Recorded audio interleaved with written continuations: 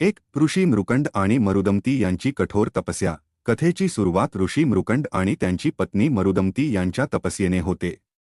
मूल नसल्याच्या दुःखात त्यांनी जंगलात भगवान शिवाची कठोर आराधना केली।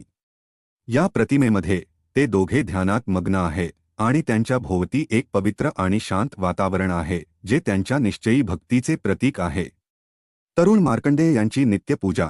त्यांच्या तपस्येचे फळ म्हणून त्यांना मार्कंडेय नावाचा मुलगा झाला। जरी तो अल्पायुषी होता, तरी तो अत्यंत बुद्धिमान आणि शिवभक्त होता। येथे 16 वर्षांचा मार्कंडेय मागील प्रतिमेतील आश्रमासारख्याच शांत वातावरणात एका गुहेतील शिवलिंगाची पूजा करताना असतो। त्याच्या चेहऱ्यावर भक्तिभाव आहे आणि तो महामृत्युंजय मंत्राचा जप करत आहे। मृत्यूचा क्षण यमराजाचे आगमन। मार्कंडेय जेव्हा 16 वर्षांचा झाला, तेव्हा मृत्यूचे देव यमराज त्याला घेण्यासाठी आले। ही प्रतिमा त्या भयानक क्षणाचे वर्णन करते। गुहेतील शांतता आता यमराजाच्या काळ्या आणि गर्द उपस्थितीने भंग पावली आहे। यमराज आपला फास मार्कंडेयवर टाकत आहे, जो घाबरून शिवलिंगाला घट्ट मिठी मारून आहे। हे नाट्यमय द्वंद्व मागील शांत पूजेच्या पूर्णपणे विरुद्ध आहे। यमराजाने टाकलेला पाश मार्कंडेयसह शिवलिंगालाही लागला। यामुळे भगवान शिव अत्यंत क्रोधित झाले।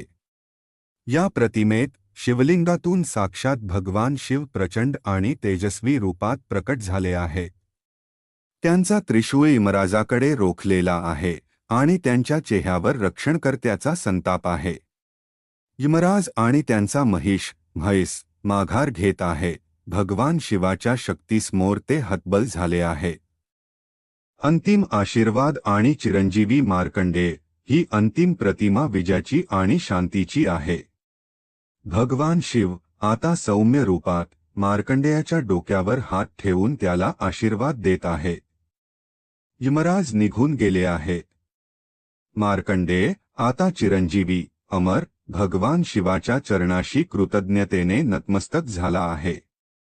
गुहेत पुन्हा एकदा शांत आणि पवित्र वातावरण निर्माण झाले आहे, जे पहिल्या प्रतिमेतील आश्रमाची आठवण करून देते।